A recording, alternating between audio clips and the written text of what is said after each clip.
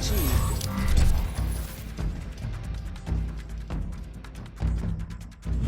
Welcome back to Kamikaze Overdrive MMA Predictions. As always, I am your host, Scott Johnson, and on this episode of the show, we're breaking down the upcoming UFC 161 event, which will take place on June 15th from the MTS Center in Winnipeg, Manitoba, Canada. As always, I'll be giving you my 5 main card predictions on this episode, and all of my preliminary breakdowns will be available over at kamikazeoverdrive.net. I'm coming off not a bad showing, 8-4 at UFC on Fuel TV 10. I was doing very well, 7-2 until I got to the final 3 fights of the night and went lost 2 of them, which is a little disappointing, but we keep going. Now, the bet packs have been doing very well of late, and the sales are reflecting that. $10, get as much betting information as I possibly can provide you. The props have been off the wall successful of late. They didn't do quite as well the last one. I only got 3 props right out of, I think, 5 that I posted. But still, I've had nights of 6 right and 7 out of 7 right. So props by themselves are making people a lot of money, and they're worth the investment. And overall, I think I'm providing a solid amount of betting information, and at $10 compared to what most people sell, whether it's for $40 and $50, it's certainly worth your while. Also, the Kamikaze Overdrive Prediction Tournament, UFC 161 is the start of round number 2. 3 events in all for this round. 16 competitors have advanced out of the opening round that started with 32. Make sure you check your emails to send me that. Send me your picks if you're one of those 16 people. And if you want to check out and see who's predicting who for this tournament, right before the event starts, I usually post all of the predictions on the Kamikaze Overdrive Prediction Tournament page, so please check that out. I've got 5 very interesting predictions for you for this card, so let's get to the first one. We're going to kick things off in the UFC's heavyweight division as Pat H.D. Barry, 8-5-0, battles Shawn the Savage Jordan, 14-4-0. Barry is coming off a win over Shane Del Rosario and has alternated wins and losses over his last 4, while Shawn Jordan picked up his second UFC victory in 3 fights when he stopped Mike Russo in his last appearance. Now, physically speaking, these are smaller-sized fighters, but they have very similar build, and for heavyweights, they're deceptively quick, which is something to keep in mind. Now, the size benefits Barry a little bit more in the sense that he doesn't have to strike up, but at the same time, Jordan also benefits from this situation because he usually has to match strength for strength with larger men, and that's not going to be the case here. Now, Barry, a very strong kickboxer, brutal leg kicks. He's got some TKO wins because of his leg kicks. We saw him devastate Joey Beltran with his leg strikes as well. He can do a lot of damage, and he attacks all areas of the body. He has pretty good hands, big power, and 7 wins by knockout overall. Now, statistically, he averages 2.8 strikes landed per minute at a 52% success rate, which is impressive. But he does take a lot of damage, getting tagged about 3.38 strikes per minute from his opponent. He has been knocked out twice in his career by Czech Congo and LeVar Johnson, guys, both with big-time power. The big question is if Jordan hits him, can his chin hold up? Now, Shawn Jordan, also big power, 10 wins by knockout, including his last win over Mike Russo. He's more of a brawler. He'll stand and trade with guys. We saw in the Ole Thompson fight where he just threw down with Thompson until Thompson failed. He works at a closer range than Barry. He averages 3.6 strikes landed per minute at 55% clips, so just a little bit higher than Barry. But at the same time, big absorption rate at 3.33 as his opponents are allowed to land at, and he's also been knocked out twice, so can his chin hold up if Barry lands? And in that Russo fight in the early going, he was getting cracked and backed up with some big shots. Now, he needs to be careful in this fight not to fight at Pat Barry's kicking range. That could be a devastating mistake if he does that. Now, Jordan was a high school wrestler. So far in his pro career, 1.61 takedowns per 15 minutes at 40% rate. He did complete 3 takedowns against LeVar Johnson and used a key lock submission to finish that fight up, which is a decent move and shows he's capable of winning fights on the ground. He does have 3 wins by tap in his career, and Barry has been submitted 3 times. So those numbers seem to go hand in hand. Now, Barry has an improved takedown defense at 80%, and he's working on his grappling D, which is essential for a guy who wants to be a stand-up fighter. Now, we saw Barry did struggle with Shane Del Rosario on the mat, but that had a lot to do with Shane's size in that fight. But he did a good job avoiding Christian Moorcraft on the ground, and I put Jordan right in just better than Moorcraft, right in the same area Del Rosario as far as grappling is concerned. For Jordan, closing the distance is going to be very dangerous. He doesn't move his head a lot, and that's a mistake he needs to avoid making against Barry, because if Barry lands, he could be in serious trouble. Barry needs to keep this fight vertical and throw with power, make every shot count. For Jordan, as I said, he needs to keep this fight in close range, clinch, and get takedowns, and keep Barry on the mat, work those submissions. I think Pat Barry's striking is going to be the biggest factor of this fight, so my prediction is Pat Barry to defeat Shawn Jordan by knockout.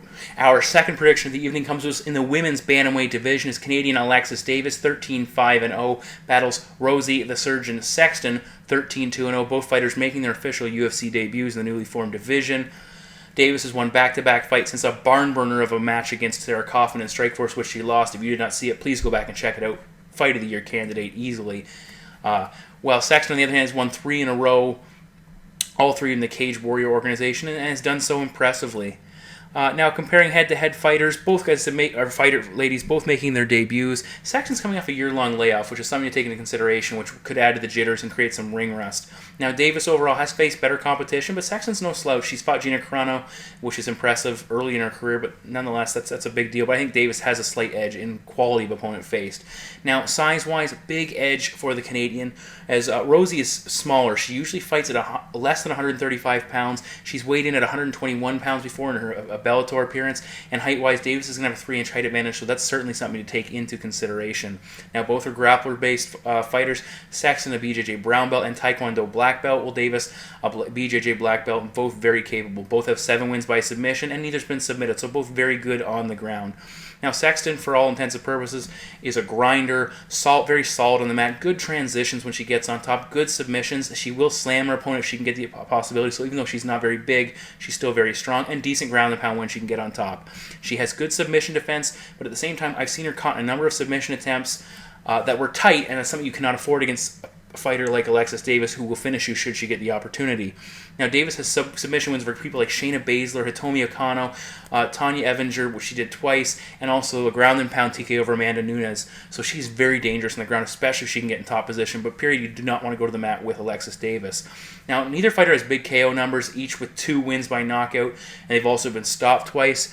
Sexton, coming off a brutal KO loss in Bellator, got clipped by a knee and put out, which was pretty vicious to watch. She's not a strong striker. She's admitted herself she sees herself as a grappler, but she can work the clinch very effectively and uses some knees in close. She likes to close the gap with her striking, but she'll get hurt moving forward with punches, and again, against Davis, you want to be careful with that. Davis is, as I said, the better striker. She held her own against a very talented striker in Sarah Kaufman. She's got a very quick jab, a sneaky uppercut she likes to move in, and some good combinations, shows some fast hands. And I really think she has an advantage on the feet. Davis has the clear advantage, as I said, and she's overall the more accomplished grappler, along with having a size advantage and a quality of opponent advantage. A lot of things in the Canadians' favor in this fight. So my prediction is Alexis Davis to defeat Rosi Sexton by submission. The third prediction of the evening comes to us in the UFC's light heavyweight division as Ryan the Big Deal Jimmo, 17-2-0, battles Igor the Duke Pokrajac, 25-9-0 with 1 no contest. Jimmo had a significant winning streak snapped against James Tahuna in a fight he nearly won, and Igor Pokrajac winless in his last 2, but he did have his defeat against Joey Beltran overturned to a no contest because of something that Joey Beltran did. Naughty, naughty, naughty. Now, physically, Jimmo 2 inches high of height advantage, but Pokrajac an inch of reach advantage, so fairly similar physical-wise. It'll probably all cancel each other out. Both guys have significant knockout power. Jimmo 7 wins and Igor Pokrajac 13, and they're able to put opponents away with big shots. We saw Jimmo destroy Anthony Parash in his debut, and he nearly stopped Tahuna with a well-timed head kick. While Pokrajac, to go back to that Krzysztof Sosinski fight, he stopped him with a quick barrage early in that matchup. Now, we have a battle here of Jimmo's karate style against Pokrajac's boxing. Now, statistically, we're close in strikes landed per minute with a slight edge going to the Croatian at 2.43 compared to 2.38, so very minimal. Strikes absorbed per minute, that goes to the Canadian, 3.24 for Jimmo versus 3.62 for Pokrajac. So again, very close, very similar. Now, Jimmo looked very good against Tahuna in the early going, using his timing and landing that head kick and nearly finishing a very tough competitor. Now, for Igor, and of course against the Parash fight, he looked very well there too. Now, Igor, he really hasn't looked too sharp since the Sosinski fight. He got submitted by Vinny Magalesh. Joey Beltran outworked him and upset him in a bad fight. And in the Fabio Maldonado match, even though he won it, he was badly outlanded, and I was shocked the judges basically overlooked Maldonado's body work and his body shots and gave Igor the fight in that one. Now, Igor has been knocked out 4 times, including getting knocked out by James Tahuna, so his chin is a little bit of a question mark and how durable he is in fights where he starts taking a lot of damage. Now, on the mat, the ground game cost Jimmo in his last fight against Tahuna, and Igor Pokrajac averages 1.2 takedowns per fight at a 39% rate, which isn't, they're not huge totals, but he is capable if the fight goes to the ground. He does have 8 wins by submission compared to Jimmo, who only has 2, and Jimmo's never been submitted. So if Igor attempts to take the fight to the ground, that could be to his advantage. Most likely, though, this fight's going to remain standing. And for Igor to win this fight, if it does remain standing, he needs to work in the clinch and pressure Jimmo. Jimmo's karate style presents some very awkward fronts for his opponent to attack, and sometimes they find it difficult, and it really throws them off their game. The Canadian has been accused a little bit of being a point fighter, and he is 8-1 overall in decisions. He can pick apart guys, or at least land shots, and avoid what they throw, and that wins him maybe not the most exciting fight, but it's a W. Pokrajac, on the other hand, 4-3 in fights that go the distance. And it could be worse considering the Maldonado fight I thought he lost, and he also should have another loss on that record with the Joey Beltran matchup. Igor hasn't fared very well overall against better competition, losing to guys like Vladimir Matyushenko, James DeHuna, Stefan Bonner, and Vidi Magalesh. This is a step up, I think, for Igor. Again, Jimmo's a talented fighter despite the fact that people aren't overly impressed with his fighting style. I think this could be a very close fight, but I think the kicks of Ryan Jimmo and the range fighting is going to help him to short-circuit some of those close-range boxing of Igor Pokrajac. So my prediction is Ryan Jimmo to defeat Igor Pokrajac by decision. In the co-main event of the evening, we move to the UFC's heavyweight division as Roy Big Country Nelson, 27-0, battles Stipe Miocic, 9-1-0. Nelson is on a 3-fight winning streak, while Miocic is coming off the first loss of his career. Now, Nelson, just over a month and a half turnaround since his last fight. He's taking his fight on short notice as kind of a favor to the UFC, trying to gain a little bit of leverage at least. How will this quick turnaround affect him? He hasn't gone the distance in his last 3 fights, so we haven't really seen his cardio pushed, and I'll talk about that in a second.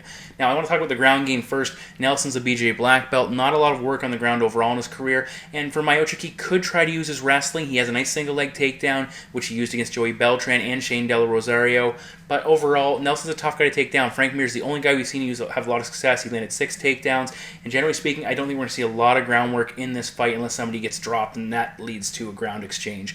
Now, physically, Miocic, some major advantages. 4 inches of height, 7 inches of reach, and that's something he needs to take advantage of in this bout if he's going to have success. Roy Nelson, 20-pound advantage, so if they do get in a clinch and get on the mat, that's a huge advantage for him to have, especially if he can lay on top of Stipe and control him.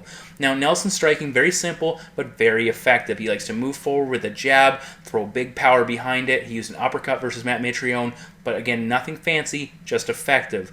Now, Nelson will take a punch to land a punch because he knows he has that power to put guys away and he has a good chin that'll hold up. And that's great if he can knock his opponent out, but if the fight goes to a decision, that's not a good thing. The judges will see the damage he's taking overall and being greater than what he's actually dishing out.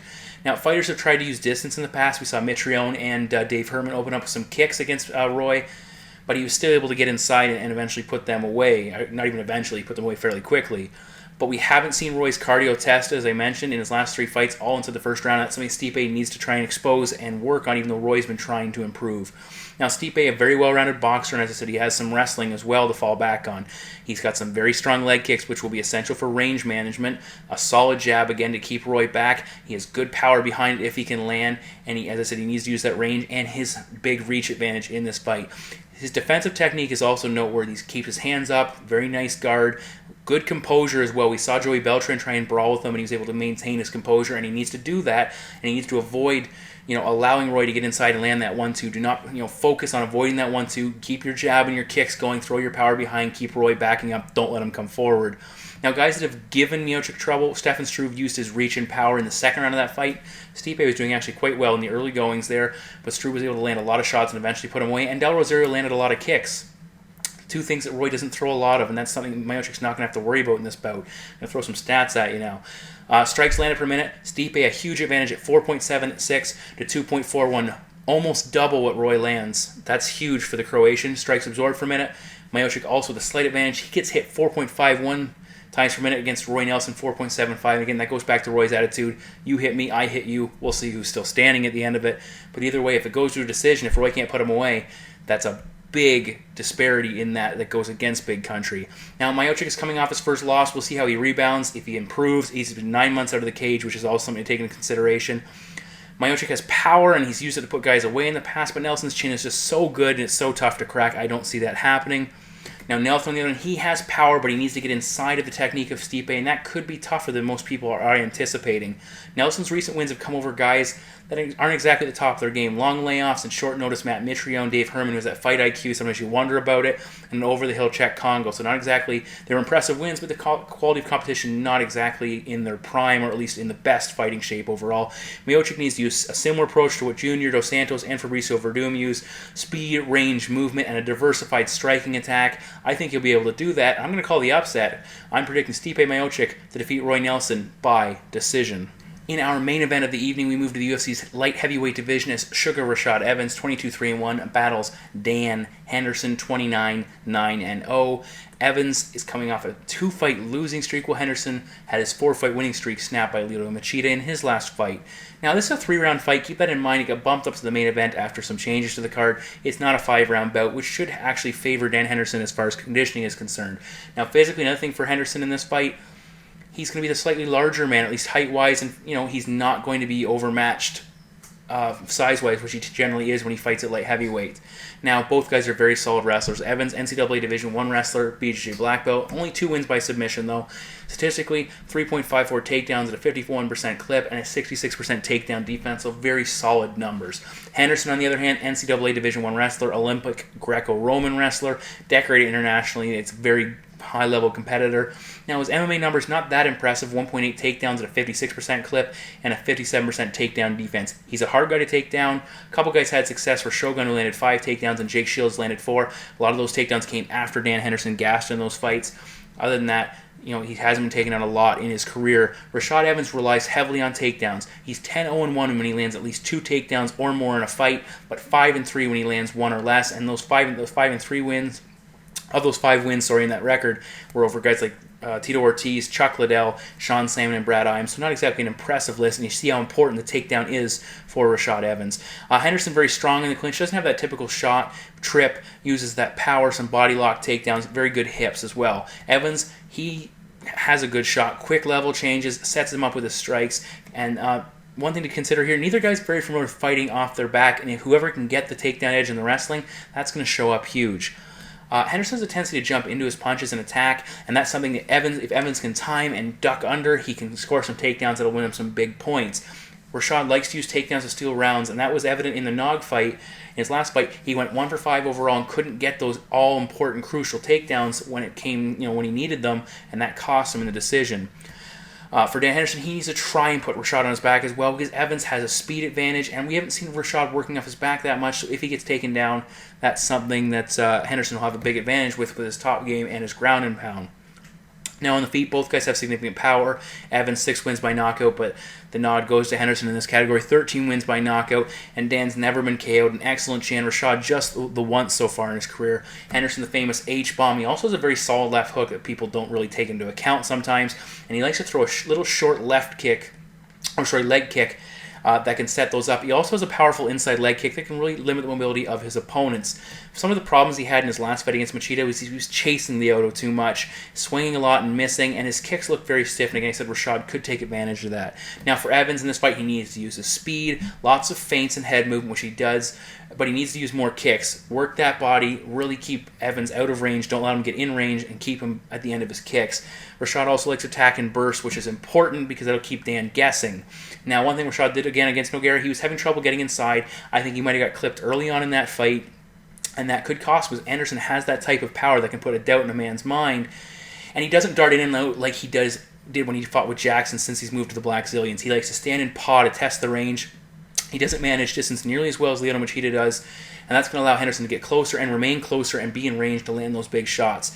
Evans has been hurt before. As you said, Machida knocked him out. Thiago Silva hurt him. Rampage Jackson hurt him.